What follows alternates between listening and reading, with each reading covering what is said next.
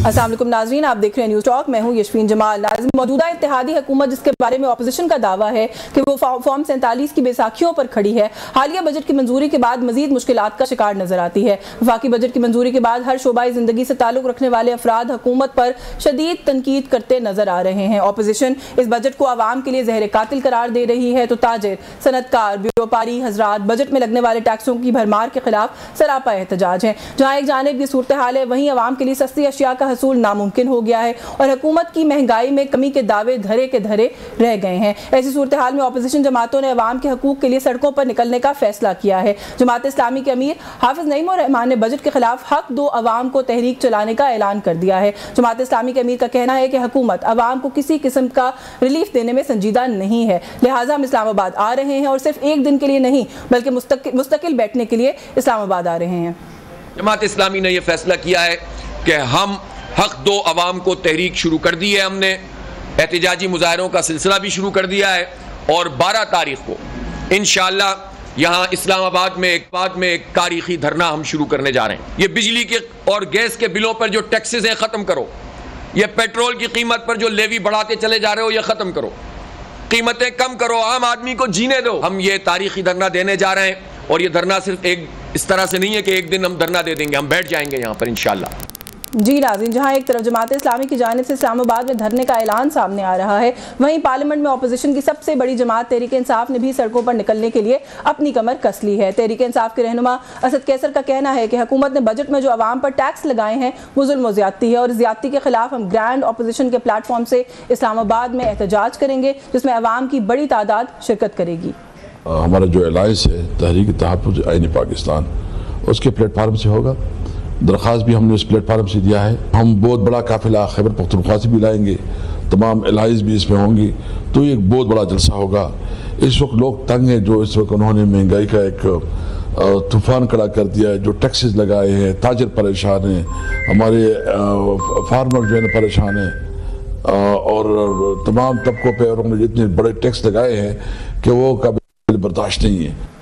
जी नाज़रीन, जहाँ पर एक तरफ लोग बजट से सताए हुए हैं, माशी सूरत हाल से परेशान हैं, वहीं पर अपोजिशन की जमातें इस वक्त हमें यकजा होती हुई नजर आ रही हैं हुकूमत के खिलाफ किसी किस्म का अलायंस या एहतजाजी तहरीक का आगाज़ करने के लिए। कुछ इस पर बात करेंगे। Eight the same time America की तरफ से आने वाले दो मामला, एक अमरीकी कांग्रेस की करारदाद और फिर अक़वाम मुत्तहिदा के वर्किंग ग्रुप की तरफ से जो कुछ मामला सामने आए इमरान खान साहब को लेकर, उसको लेकर भी खासा शोर हंगामा बात की जा रही है। कोई मुदाखलत करार दे रहा है, कोई खुश आइंद करार दे रहा है। And at the same time Pakistan Tehreek Insaf के अंदर धड़ेबंदी की भी बातें हैं, नाराज लोग जो कुछ कह रहे हैं उसके हवाले से भी बहुत सारी खबरें आ रही हैं। सभी इशूज़ पे बात करेंगे। हमारे साथ मौजूद हैं तजियाकार हैं, एंकर पर्सन है असदुल्ला खान साहब ने इस्लामाबाद स्टूडियो से ज्वाइन किया। बहुत शुक्रिया असद आपका, आपके वक्त के लिए। सीनियर एंकर पर्सन है, जर्नलिस्ट है मारिया मेमन हमारे साथ मौजूद है। बहुत शुक्रिया मारिया आपका भी आपके वक्त के लिए। एंकर पर्सन है, जर्नलिस्ट है समीना पाशा साहिबा भी हमारे साथ मौजूद है। समीना आपका भी बहुत शुक्रिया आपके वक्त के लिए। असद आपसे गुफ्तगू का आगाज़ कर लूँ।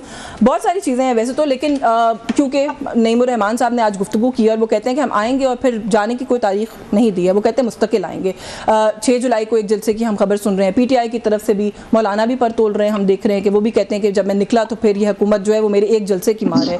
क्या सूरत हाल आपको बनती हुई लग रही है? आपको लग रहा है कि लोग अब सड़कों पर निकल आएंगे?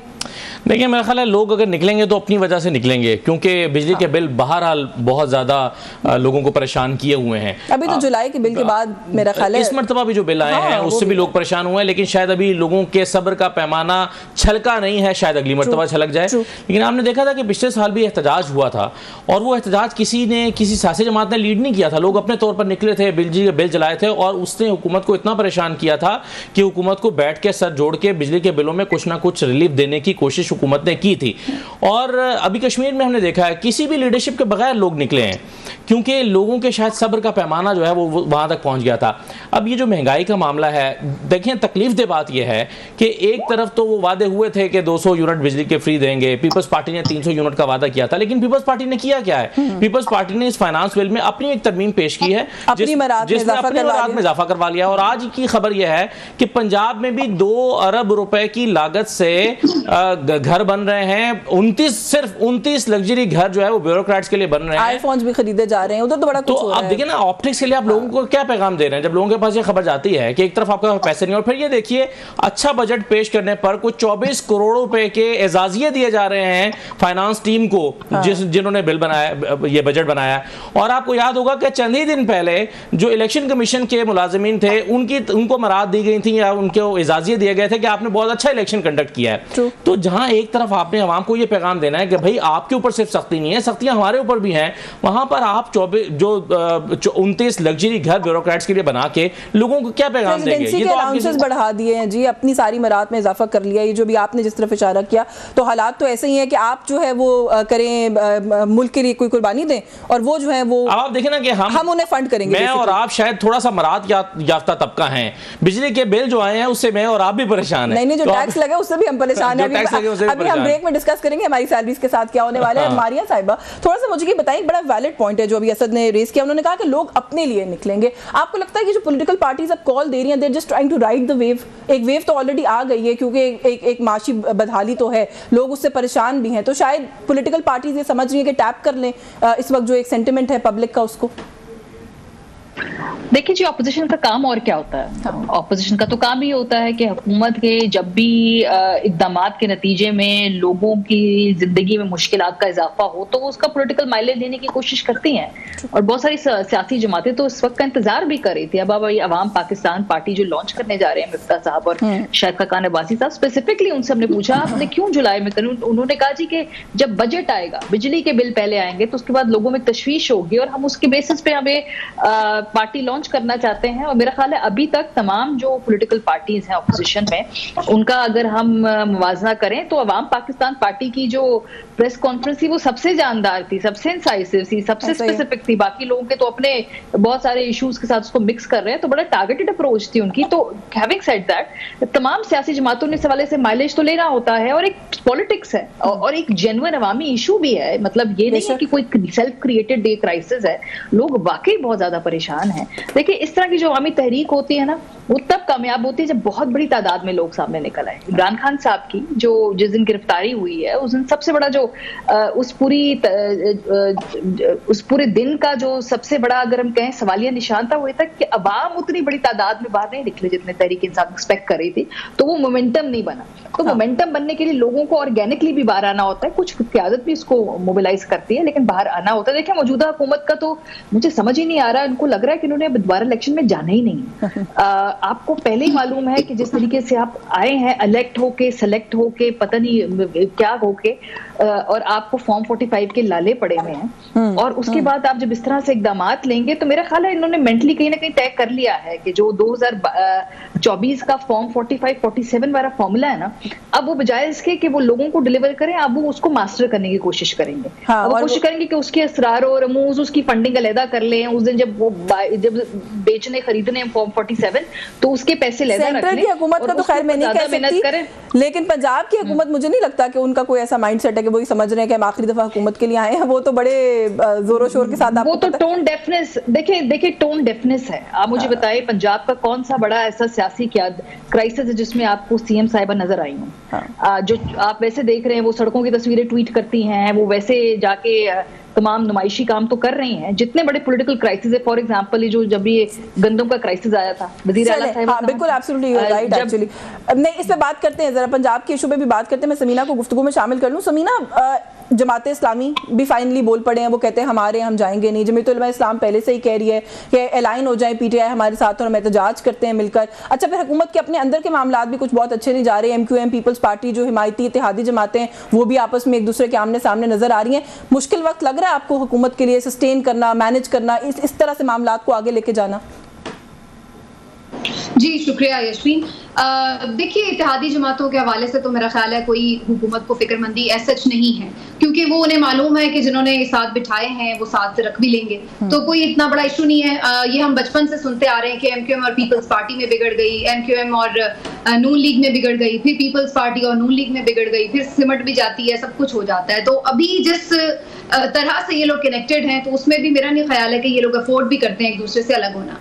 अभी पिछले दिनों ही आपने देख लिया था कि एक दूसरे को वो फौरन याद दिलाने लगते हैं कि फिर हम बताएं 47 वाला मामला क्या था, वो फिर दूसरे कहते हैं कि अच्छा फिर हम बताएं कि वहां पर ये हो रहा है वो हो रहा है। तो इनको पता है कि इनके मफादात भी एक साथ हैं, तो इसलिए ये साथ जुड़े ही रहेंगे। इत्तेहादियों की तरफ से ऐसा कोई परेशानी नहीं है।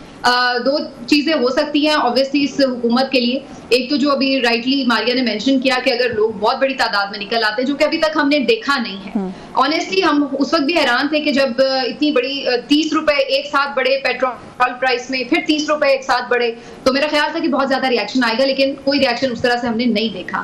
इसी तरह से पहले भी माजी में बहुत बड़े बड़े मामलात को हमारी अवाम ने बड़ी सब्र और तहम्मुल के साथ बर्दाश्त किया है, तो क्या इस दफा भी ऐसा ही होगा? मैं बहुत बड़ा कोई इस तरह का नहीं मामला देख रही कि जी जैसे हम कीनिया में देखा हमने कि पार्लियामेंट के ऊपर लोग इस तरह हमलावर हो गए, या श्रीलंका में हमने हालात देखे आउट ऑफ कंट्रोल हो गए, इस तरह की चीजें।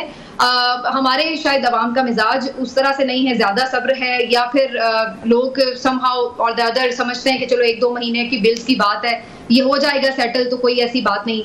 तो ये निकलेंगे जरूर, एहतजाज भी होंगे, लेकिन रेजिलियंस है शायद हमारे मुल्क के लोगों में, और पॉलिटिशियंस हमारी पॉलिटिकल पार्टीज उस रेजिलियंस का फायदा उठाती हैं। लेकिन इसके अंदर एक फैक्टर ये भी नहीं हो सकता कि भले ऑपोजिशन कह रही है कि हम बाहर निकलेंगे, लेकिन ऑपोजिशन भी कहीं ना कहीं लीडरलेस भी लग रही है। खासतौर पर लोगों का ख्याल है कि इमरान खान साहब की एब्सेंस में शायद चीजें स्ट्रीमलाइन नहीं कर पा रही हैं जो ऑपोजिशन की पॉलिटिकल पार्टीज हैं। अगर लीडरलेस लोग निकले तो वो ज्यादा खतरनाक बात होती है। देखिए, जब आप किसी लीडर के पीछे होते हैं, फिर तो आपको पता है कि आपने उस लीडर से बात करनी है, और उसको अगर आप मना लेते हैं, उसके कहने पे लोग मान जाएंगे, तो आपके लिए वो इतनी फिक्रमंदी की बात नहीं होती। जब लोग लीडरलेसली निकलते हैं, वो ज्यादा परेशानी की बात है, क्योंकि फिर आपको ये नहीं पता कि मॉब को कौन लीड कर रहा है, तो किससे बात करनी है, और आपने इतने बड़े मॉब को फिर कंट्रोल कैसे करना है। लेकिन अगेन फिर मैं वही बात करूंगी कि मैं ये नहीं देख रही कि बहुत बड़ी तादाद में लोग निकलेंगे या कोई बहुत ज्यादा हुकूमत के लिए ऐसी कोई सूरत हाल हो जाएगी लॉ एंड ऑर्डर की। लेकिन 1-2 चीजें जरूर आगे देखने वाली हैं। कुछ अदालतों से मामलात हैं, कुछ जो इंटरनेशनल प्रेशर आ रहा है उसकी जरूर बात होगी, इंटरनेशनल प्रेशर पे भी अभी बात करते हैं। तो ये सब चीजें हैं, और इसकी वजह से कहीं ना कहीं जाहिर है इस हुकूमत के लिए ये प्रॉब्लम्स हैं। अंदर से ये लोग वीक हो रहे हैं, डिलीवर नहीं कर पा रहे, और जो इनको लाने वाले हैं वो भी परेशान है। अच्छा, वैसे समीना ने बड़ा अच्छा ये कहा कि हम बचपन से सुनते आ रहे हैं, हम एक्चुअली बचपन से सुनते आ रहे हैं कि ये आपस में एक दूसरे के आमने सामने आ गए हैं, खिलाफ हो गए एक दूसरे के, पता नहीं अब क्या होगा, हुकूमत गिरा देंगे, होता हुआ था कुछ नहीं है वैसे। लेकिन ये अभी भी जो एमक्यूएम और पीपल्स पार्टी का जो एक बन गया, एक सिनेरियो बन गया, again I want your opinion on this, कि ये टफ टाइम एटलीस्ट मिलेगा, वो होता है ना कुछ 2-4 रातों की नींदें उड़ेंगी नून लीग वालों की, या नहीं बचत हो जाएगी? नहीं, कुछ भी नहीं होगा। ये नून लीग का सरदर्द ही नहीं है ना, ये नून लीग का मसला ही नहीं है। ये नून लीग को जिसने ये हिसाब किताब करके जमा तफरीक करके देना है, ये उनका सरदर्द है। और एमक्यूएम और पीपल्स पार्टी दोनों ही इनकार करने की पोजीशन में नहीं है। पीपल्स पार्टी ने कहा कि हम बजट के मामले में जो है वो नाराज हो गए, रुस गए, अवाम दुश्मन बजट का। आसफा भुट्टो साहिबा ने फिर वोट भी दिया, और ये उन्होंने एक दफा भी नहीं कहा कि हम वोट नहीं देंगे। ये तो सिर्फ वो रुस गए थे, थोड़ा सा वोट देने से इनकार उन्होंने नहीं किया था। ये होना ही नहीं था। खबरें वैसे ये भी है कि वो बजट पे रुस्से भी नहीं थे, वो पंजाब की वजह से नाराज थे। हाँ, उन्होंने बजट के खाते में डाल दिया, ले लिए, फिर यहाँ पर भी कुछ मरात ले लिए, कुछ पीएसडीपी ले लिया, कुछ उनके और छोटे छोटे मामला थे, इस तरह की चीजें थी। और एमक्यूएम और पीपल्स पार्टी का भी ये तो हम देखें ना, ये उस वक्त से 2013 से देखते चले आ रहे हैं। उस वक्त जब ये इत्तेहादी थे तो आज हुकूमत से बाहर हैं, फिर आज हुकूमत के अंदर है। 2008 से, इनफैक्ट 13 कह रहा हूँ, 8 से देखते चले आ रहे हैं, कभी इत्तेहाद में है, कभी बाहर है, सूबे में ऑपोजिशन में, विफाक में, हुकूमत में उनके साथ बैठे हैं। ये भी देखा तो अभी भी हम इसी तरह की कैफियत है। तो ये बिल्कुल मेरा ख्याल है ये कोई दिस इज नो न्यूज कि ये सिर्फ हवाई फायरिंग है। ये मेरा नहीं ख्याल कि एमक्यूएम और पीपल्स पार्टी के आपस में नाराज हो जाने से कोई जलजला आएगा, कोई तूफान आएगा, ये कुछ भी नहीं होगा। ये इनफैक्ट ये अपने लोगों को, एमक्यूएम जो है वो अपने वर्कर्स को दिखाने के लिए एक एक्सरसाइज करती है कि देखिए हम तुम्हारे लिए हम लड़ रहे हैं, या उनके अपने कुछ इश्यूज हैं, मसाइल हैं। अपना वोट बैंक जो है उसको भी इंटैक्ट रखना होता है। उन्हें इस बात का इदराक है, देखिए कि उन्हें पता है कि ये जो हम 17, 18 या 21 सीटें लेके बैठे हुए हैं, रिजर्व सीट्स मिला के, ये सीटें जो हैं ये हमारी अपनी नहीं है, और जिनके कहने से या जिनकी मुआवनत से ये सीटें आई हैं उनको इनकार करने की कहाँ जरूरत है। एक ब्रेक ले लेते हैं, ब्रेक से वापस आके आपने कहा कि कोई जलजिला तूफान इन चीज़ों से नहीं आएगा, लेकिन जो इंटरनेशनल प्रेशर है वो कितना ज़्यादा जो है हुकूमत के लिए एक मुश्किल, एक टफ फ्रंट खोल सकता है, इस पर बात करेंगे इस ब्रेक के बाद। हमारे साथ रहिए।